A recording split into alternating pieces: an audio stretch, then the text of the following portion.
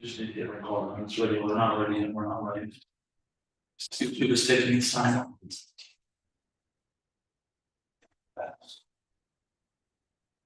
Okay. All right, good evening and welcome to the zoning board meeting on May 14th, 2026. It is 6:01. If everybody could rise for the pledge of allegiance. Pledge allegiance to the flag of the United States of America and to the republic for which it stands, one nation under God, indivisible, with liberty and justice. Roll call vote. Diana Caldwell. Joanna Rush. Keith Ross.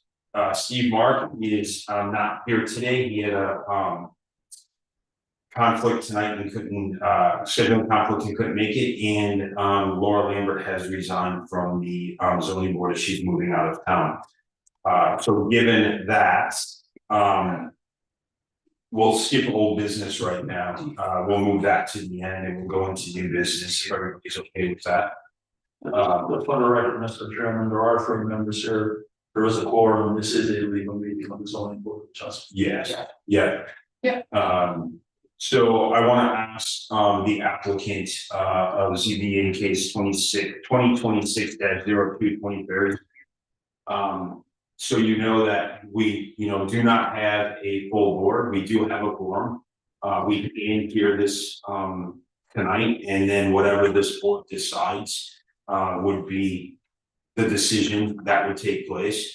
Or you can go ahead and request that we have a full board and we can do a continuance to a later date, and then we would work to get that. We do have a notice out for appointments to fulfill the position right now. So I'll leave that up to you if you want to proceed with this tonight. And once we proceed, we're going to go ahead and move forward with it, or we can go ahead and continue it. I think given the nature of the application, I think we'll go forward tonight with the board as it sits. Again, no telling how quickly get new members, et cetera. Mr. Fairnell, yeah, this pending also, so. Absolutely. Okay. So given that, I do apologize. If we can also go ahead for the record, other people in the room, if you could state your name, starting with our Administration. Come here. all right, and then our My name is Eli Leno. I'm an attorney with Bernstein Sure in Manchester, joined by a property owner. all right, and we are live on Zoom, and there's nobody on correct? All right. Okay, so we will let you go ahead and present your application. I guess we should make a motion to say the application was complete. Yeah. Sure, yeah, yes. So do we have, would someone like to make a motion that the application for 20 Berry Street is complete? I make a motion that the application for 20 Ferry Street, application 2026-02. Robert Barinelli, for property ID 112-232-000 is. I second the motion. All right, all in favor? Diana, Joanna Hyatt. Keith, aye. All right, so we agree that the application is complete, so we will go ahead and allow the attorney for Mr. Farinelli to go ahead and present everything. Thank you. I think you are most likely familiar with this building. I drove by it again before I came to the meeting tonight. I drove just across the street over there in a zone that I'm sure you've also noticed is predominantly multifamily flex home. Under the chapter 7 of the zoning ordinance, section 702, in a residential zone, the following may be permitted upon approval of the Board of Adjustment, subject to such conditions as may be imposed by the board. And number 8 is multifamily dwelling. So I did have some discussions with Alana and then also the building inspector of this project. We came through with this path that it is eligible for a special exception, which in New Hampshire law means that it is allowed provided it meets certain conditions as laid out in the zoning ordinance. So you have 8 or 9 criteria here. I think without further ado, it probably makes sense for me just to present why this meets each of those criteria. Yeah. Number 1 is that there's no hazard to the public or adjacent property on account of potential fire, explosion, toxic materials, or hazardous activity. These buildings are pre-existing, the neighboring lot as well as ours, separated from lots across the street, of course, by Ferry Street, and then from lots further down the hill by Cool Street. So there is a fair amount of spacing between these properties. The use is about as benign as uses come. They're not going to be chemicals, et cetera. It's going to be such the 3rd floor of this. And as a note to this, when Mr. Farinelli bought the building, there is evidence that there had been apartment use up there, possibly more than the one that we're proposing. Again, it wasn't permitted. It wasn't something that we were gonna just sweep under the rug. I'm just mentioning to you that there is some history of this in that building. Again, seemingly unpermitted because we didn't see a record with the town. But again, no issues in terms of fire, explosion, toxic material, hazardous activity, and then in terms of having good neighbors, the fire station being 0.1 miles away is a nice way to mitigate any concerns. Number 2, no detriment to property values in the vicinity. Or change the essential characteristics of the residential neighborhood. This is sort of the variance criteria. You all know how the 1st and 2nd criteria are held. This is a building that's existing, residential use in a residential zone, and a significant number of multifamilies in the area. Nothing will change in terms of the neighborhood. And in terms of property values here, this is a relatively new owner of this building who's working to improve this property, gaining a little additional rent by having that extra space on the 3rd floor. It is helpful, but he's also doing things unrelated to that. It's not quid pro quo or anything like that. He's working to take down this sort of big shed in the back that looks to be some sort of plywood or something like engineered plywood. Not a beautiful building, in order to make sure that we're compliant with parking, et cetera, which I come to later. It will make sure that back area is cleaned up and has more room for vehicles to maneuver. So all of these things in conjunction should be a benefit to area property values. Having someone that's investing in property tends to do that. And again, it is the same use it's always been and the same use as the neighborhood. 3, no creation of traffic safety hazard or unmitigated substantial increase in the level of traffic. I think that if we were to get into the IT handbook about what this brings out in terms of extra traffic, it's darn close to de minimis in terms of extra trips generated. It's probably a few trips per day, as you can expect. Someone goes to work, comes home, maybe a couple other trips. So no big impact on that. And then in terms of safe site navigation, it is again interesting. You have the assessor's map is that it exits onto Cool Street, which is a short dead end. So it's not even exiting onto the slightly more busy Ferry Street. So really very safe opportunity to add an additional 1 or 2 car trips a day. So I think 3 is certainly met. No access to any of the municipal services.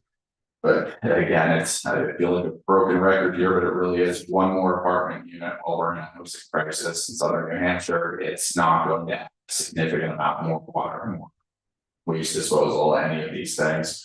Already trash and things organized for pickup at this site. So Is it gonna be a 1-bedroom unit, a 2-bedroom unit? I'm proposing it being a 2-bedroom unit at this time.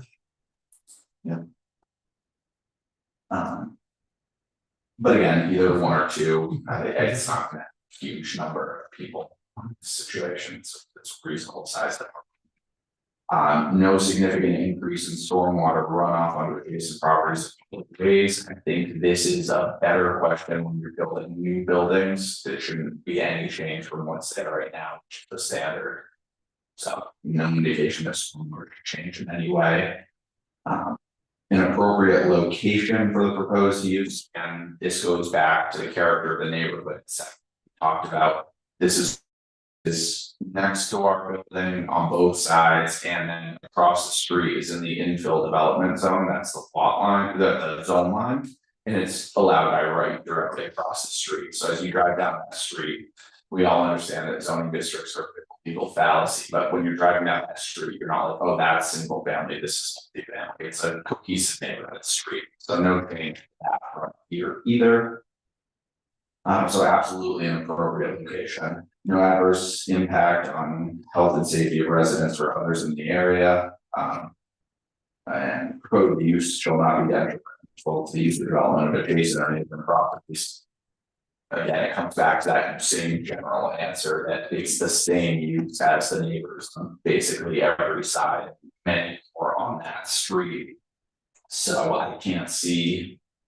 As discussed, we talked about utilities and services, we talked about fire safety, etc. There's nothing I see that would impact negatively the health and safety of residents on this. In the public's interest and in the spirit of the zoning ordinance, again, I speak in this application to the fact that housing stock is very low and in polls of residents of all these towns, it's clear. I live just across the river, drive for me to get here from the Hooksett Bow line. All of these towns need some extra housing. The things that are contentious, huge development projects, whereas infill development, you have this zone across the street proposed for, is a nice way to do small steps which don't change the community feel, don't change the huge amount of services, schools and other parking, all these other things. This is the right way to try to mitigate this without having a big impact. It's when people drive by the street after this is approved, if we're so fortunate to get that done, no one's going to know that this is a different thing, which is a nice way to mitigate. Sort of the same reason that ADUs are now. It's that where we can take little steps. So hugely in the public interest of GS, not going to change the character or anything, while also helping at least one more person have the ability to have a nice place. And the requirements set forth in the ordinance for the particular use is permitted by special exception. That is one where it's unequivocal. The answer to that one is yes. So I don't think I need to add an extra paragraph to take more of your time. So in conclusion, I think this is a relatively small request from the applicant. He's reinvesting in this property. We will certainly work with the building department for permits and all necessary code requirements. Something that it doesn't come before the zoning board, but it is worth saying that we're going to do this the right way. And would really hope that you agree that we meet the 9 criteria. Thank you. Okay. Mr. Chairman, may I ask a question regarding parking? Certainly. Just want to confirm that there is sufficient parking spaces for 3 residential units. Yes, absolutely. There's room in the back, and then also once you take down that sort of, I don't know the dimensions and looked at it, it's at least the car size gets you into the parking space. So are there the requirement would be 3. Right, so is it that new state law? I believe you could. I believe there are currently 2, possibly 3, with the current dimensions without the shed. I think we're just shy of the legal dimensions of a parking space. I would also like to tell the board that while these are not official parking spaces, on the side of the building there is space to park the cars. It's not, there's a small area that's my house, small area street, you could park there. However, they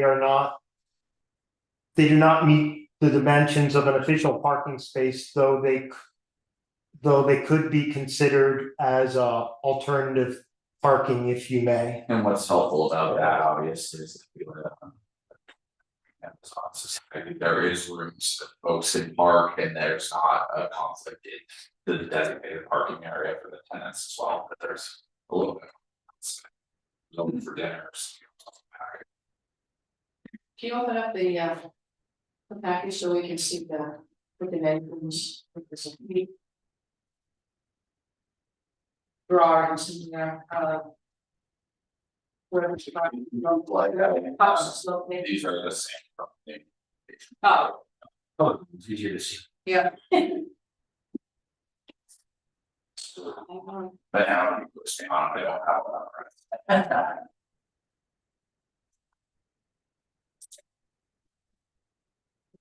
Pass the fire station. Yeah.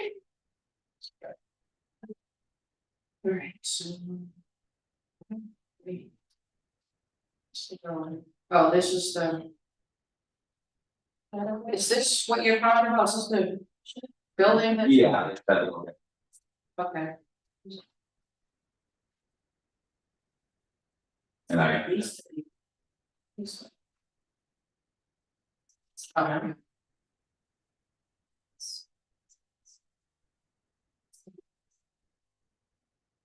Is this all asphalt behind the building? it is. Yeah. Paved parking area, yeah. And again, I don't know what the condition is in the jetted area, but you need to redevelop this. So, small correction on that. So from the building to where the sheds are currently, that's all asphalt, but if we were to go towards the fence up to 12 Ferry Street, there's a. I couldn't measure it, it's a very small section of grass on that. I'd say at its widest point, no more than like 6 feet from the line down to where the asphalt is. It's kind of a like curve from like the building and then it goes slightly that way the farther you get out. Yeah, I remember seeing the pictures when I was just down.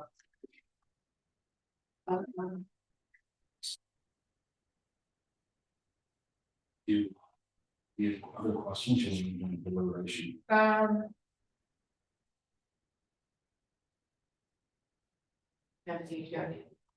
No. Alright, someone want to make a motion on deliberation? Okay, I'll make a motion to go into deliberation. Okay. All in favor? Diagonal. Wow. 16, keep eye. So we'll deliberate right now, and you know, as you probably are aware, you know, we might ask you for clarifying questions or something, but everything should be addressed through the chair, with that. So. Having gone through and said that.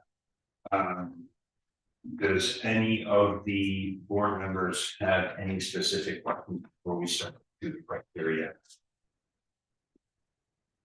But actually, I do have one, you could ask that. Okay. So they stated that there was evidence that there had been, and not that that matters now, because as soon as you touch a building, you have to be on Mhm. current codes. What evidence was? So I was actually wondering the same thing through that is, what, you know, what evidence was there that there was an apartment up there, not just, you know, a room that somebody was sleeping in or something? I can speak to that, so. When I bought the building, there was beds up there, so I should probably explain the actual upstairs a little better. Right, in the current configuration upstairs, there are like 7 bedrooms and 1 bathroom up there. And all of these rooms have electrical and heat. The upstairs heat currently comes from the the boiler that services both the first floor and the second floor, so that's 1 boiler zone of heat. So there's electrical, lights, heat source, and a bathroom already up there. According to a neighbor I talked with, the previous owner was housing foreign students up in that building. According to my neighbor, I also found evidence of that. I saw beds, pillows, there was a lot of books left over when I bought it, and I found a what are those plug in to the wall like cooktops up there because there was the absence of a kitchen. So really then, it wasn't so much an apartment, it was, Yeah. it was, Yeah, it was, yeah, we're, okay, again, yeah. not what we're trying to achieve. No, exactly, but you know, I just like, we wanted a little more clarifications, like, wow, you have. You know, do you see lines where there was a kitchen up there versus, you know, it sounds like. That some would people be- wanted to rent out some, make some money from beds from kids who couldn't really go anywhere else, but that's not. you know, we don't want to get in that discussion, so thank you. So, we'll, I guess we'll just go through these, I'm not gonna read each one, number one, I would agree with. Yeah, agreed, agreed, Number two, I would agree with. yeah, agreed. Agreed. Number three, I would agree with. Agreed. Agreed. I guess, I'm gonna go back to that for a second, because I Which one? did have a number three with the traffic safety, the traffic safety hazard. I know, you know, as the board, my understanding is we can go ahead and make certain criteria for these things. One of the things that I was thinking about was, you know, how can we put anything in there? And Diane, I know you said on the planning board for time too, so, Mike's been an admin. with the plan Mike's been an for years. admin for years for both, but, is the worry aspect of, you know, we can take somebody only at their word and at their face value, right? You know, and that's all we can go ahead and do. However, you know, what is there to say that it doesn't become the parents and the grandparents and the kids, and all of a sudden there's 12 kids in that, you know, 12 people in that one room, and 6 other cars being parked. Is there gonna be, you know, can we put in limitations as far as like, I mean, I don't think we can say we only have 3 people can live in that place, but, you know, is there anything that we can do going forward to prevent anything like that, or not really? I don't think so. I think what we can require is that, so the state requires 1 parking spot per dwelling. Yeah, Okay. Right. This would be laws free. which recently changed in 2025, Right, municipalities can only require 1 parking space, for residential units. Yeah. In this case, 3. Also municipalities cannot limit, the familiar relationship, et cetera, of any people who may live in an apartment or use those bedrooms. So basically, there's not much we can do. yeah, Well, and that was, I mean, you're right, there was, I just, you know, if we could say like, hey, you can, if you only have 3 parking spaces, then you have to give a sticker to those 3 like residents to make sure like, you know, if someone's working a 3rd shift or a 2nd shift and they come home at 11 o'clock at night, that they have their parking spot, right? But that was the only thing. those issues. Yeah, Definition of family, sorry, point of order, if I could ask him a question. Do you have a definition of family in your zoning ordinance?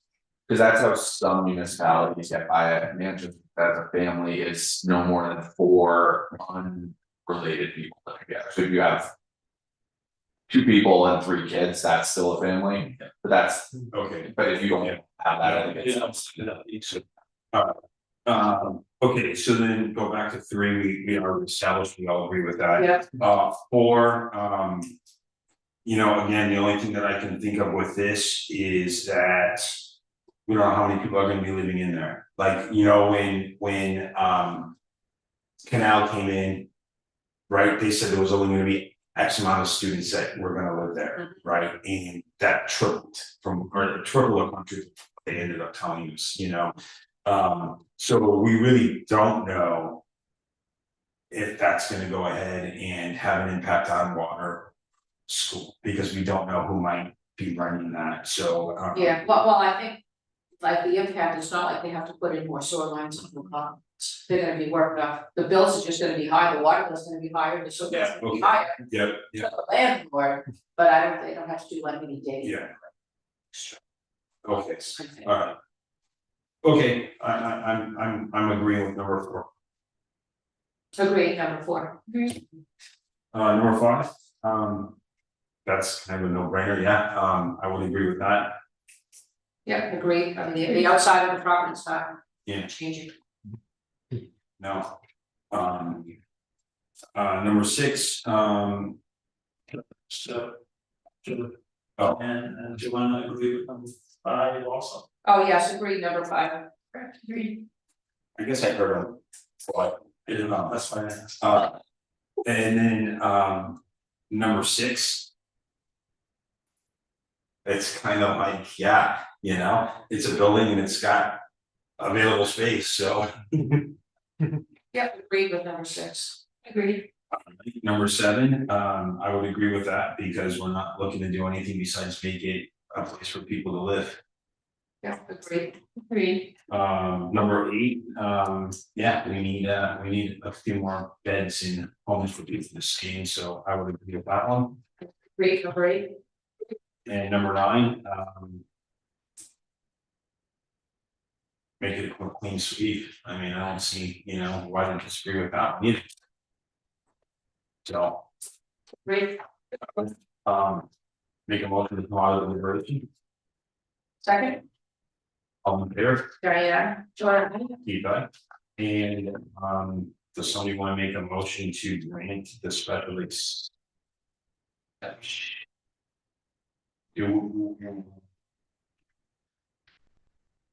okay, keeping in mind that the special exception is specifically for number 8, that's the scope of our work. Yes, okay, yeah, The rest, I mean, there's planning, there's codes, there's fire codes, there's yeah, life safety codes, that's outside the scope of this. This is how this works. yeah, Of this, okay, so just to be clear. yeah, right. One misconceptions. No, and that's why I just wanted to, just think about it. Yep, this was all. Put that out there. Thank you, that was the perfect way to say that. So, make a motion to grant a special exception regarding section 7028.8. Allowing, a multi-family dwelling. That covers, okay, I can go Yeah. for. 20 Ferry Street, ZBA case 2026-02, Robert Farinelli. Property ID 112-232-000, zone district residential R. I second the motion. Right, all in favor? Diana, Keith, aye. All right, so we will grant that special exception, we'll get that written up, we don't have, the office is supposed to come Fridays. Alright. So I'll email Elena and have her go ahead and get that, Alana, and get that, by Tuesday. yeah, and I'll give her Yeah. Tuesday to get it signed up, as soon as she tells me it's ready, I'll come in and sign it. And again, you guys, there's a 30-day appeal process, there's also all the other permitting and. Exactly. Does this kick us into minor site plan review? It's a change of use. Okay.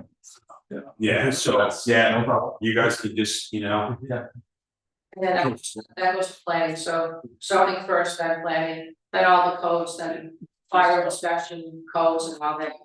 Yeah. Well, that's the right. It's a pretty long road. Yeah. So, good luck to you. Again, we never know what's gonna happen, but I looked through the packet, nobody contacted me to oppose this of your neighbors. Nobody went ahead and sent anything into the town. Nobody's here, nobody's on Zoom. Right. So, Well, good. Thank you. Yeah. Enjoy the lovely weather. Okay, thank you. Hopefully it wasn't too long to talk to you guys. We did all right, but I will say that going against the 3-0, it's not my normal. Yeah. That's pretty straight.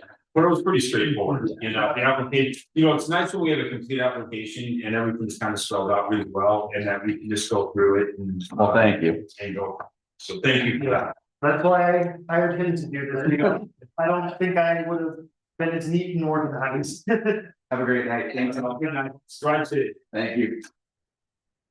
So, we'll go back to old business, receipt of application, public hearings, we had none, unapproved minutes from, Yeah. January.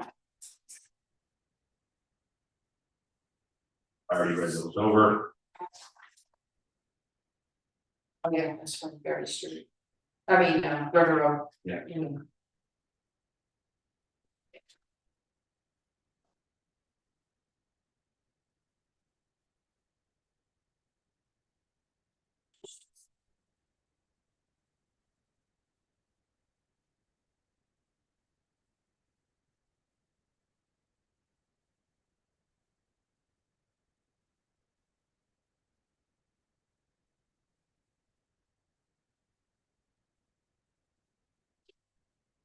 She can still She can sign? help us.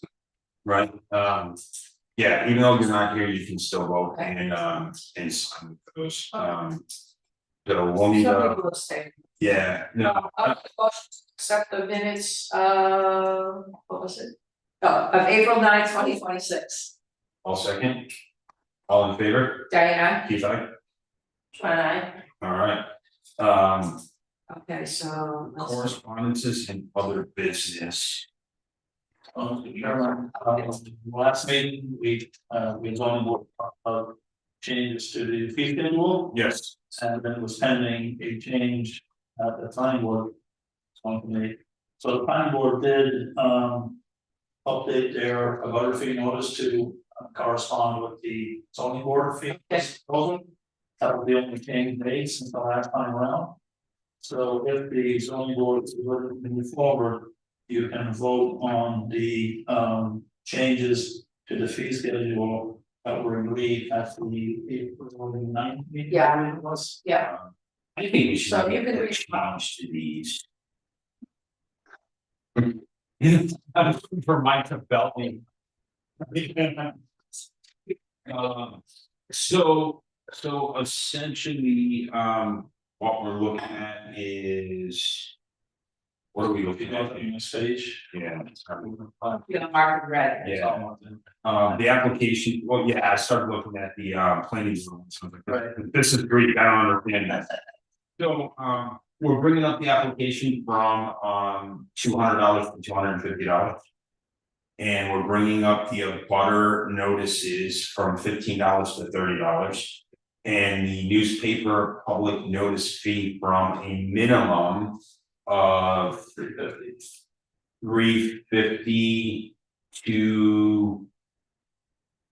No, it used to be $250, I think we're bringing it up to $350, yeah, so that's a little backwards on that, that's what confused me. And then, if they have more than one, so like, if they come to us because they need a. They need to do an application for a, So you have like, right, and a setback, yeah, so we'll do $100 for the second request and $75 for each additional request, because it's really not that much more work on those. So those are the things that we ended up talking about, and then with the newspaper fee, it's gonna be a minimum of $350 for that, and that's gonna be based on how big that has to be. If it's 2 or 3 notices, it's obviously gonna be bigger in the fee, so that just kind of keeps up with it, and we actually found out we were taking a loss on the abutter notifications. Yeah. Because of the cost of mailing and then the cost of having somebody fill them out, stuff in the envelopes, give them to the mail, so on and so forth, so that's why that doubled in price.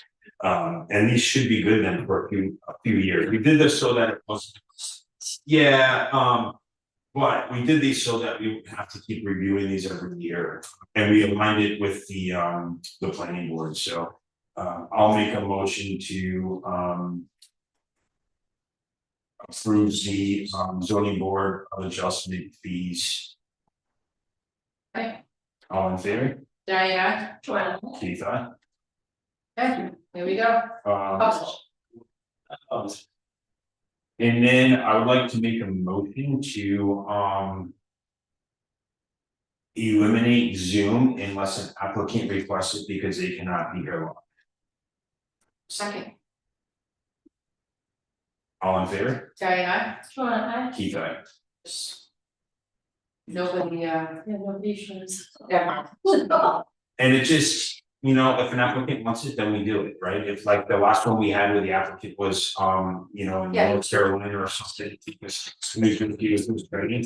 So we accommodated to that. We accommodated that, I have no problem with that, Yeah. but, we like Mike's guidance and stuff and coming in and helping us, but if he doesn't need to be here to do this, what's the point? Right? He'll be sad. Well, we can request, he is the admin, so we can request him, right? He's a yeah, Yeah, request it. that he show up to the meetings. Yeah. Join us. Yeah. If you need Zoom, just let me know.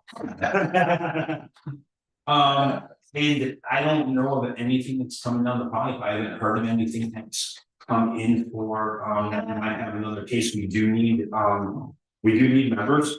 Autumn, like, he said he was willing, he's like, my husband, Oh, okay. he was like, this is the one that's only a few times a year, right? And I was like, yes,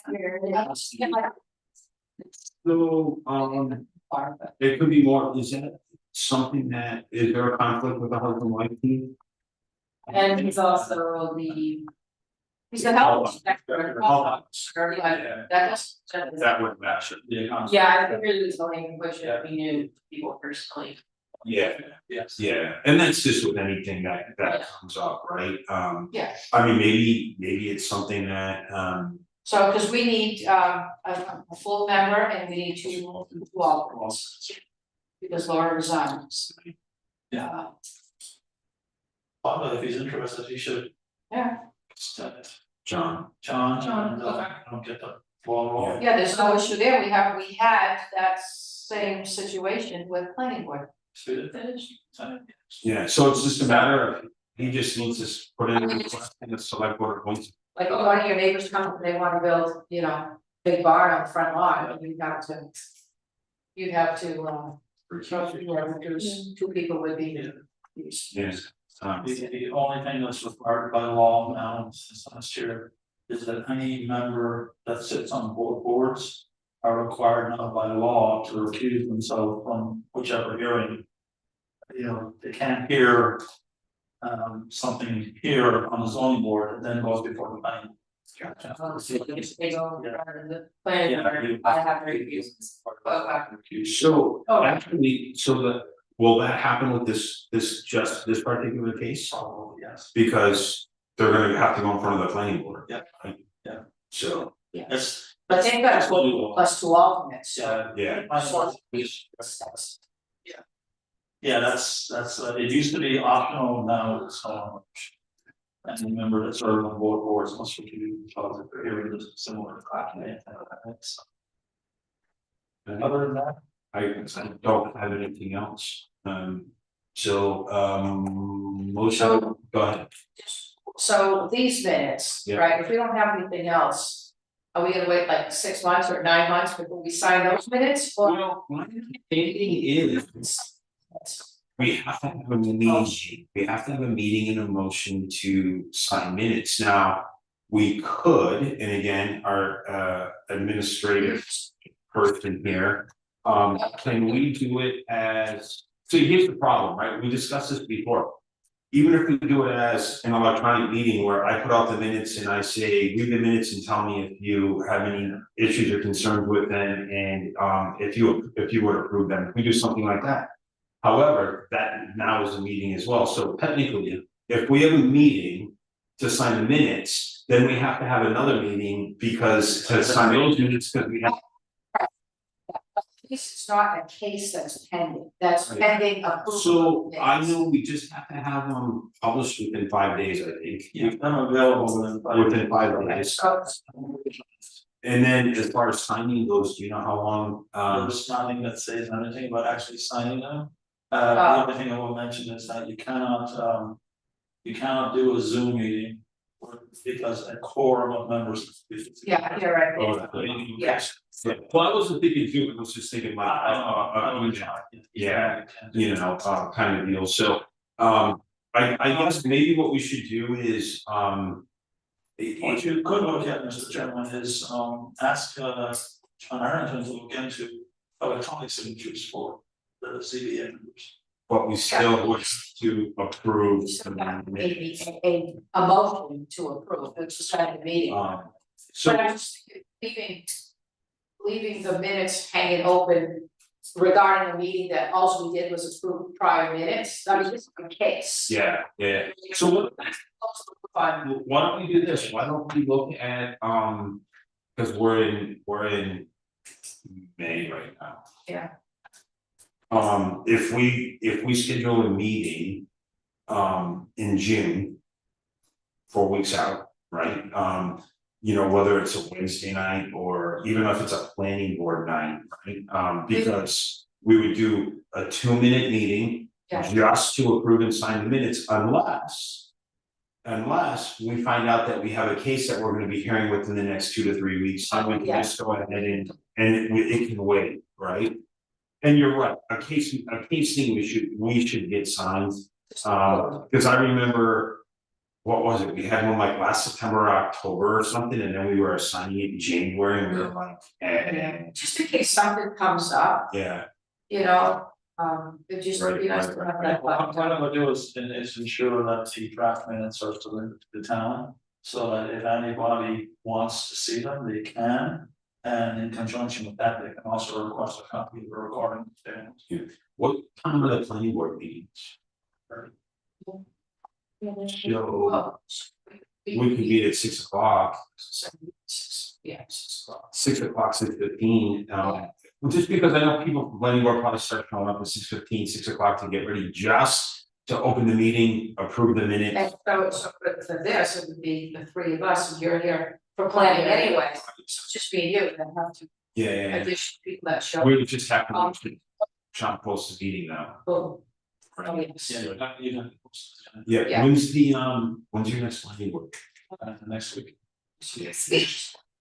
Is it every 2 weeks you guys do it? Yeah. It's, well, sometimes it's the first and third Wednesday each month. And I know we're supposed to be the second and fourth, but it just, you know, The CPAs as needed.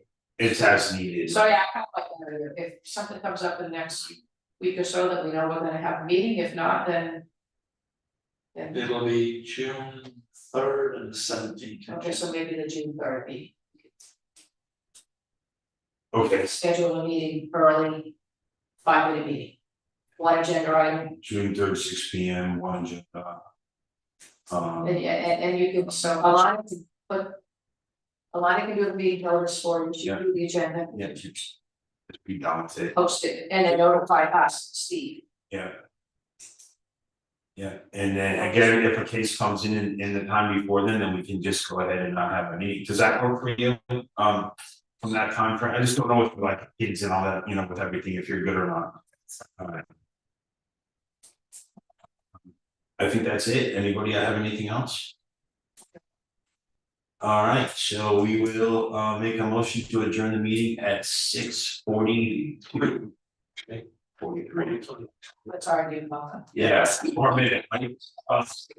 All in favor? Diana, Joanna. Keith, aye. Stop.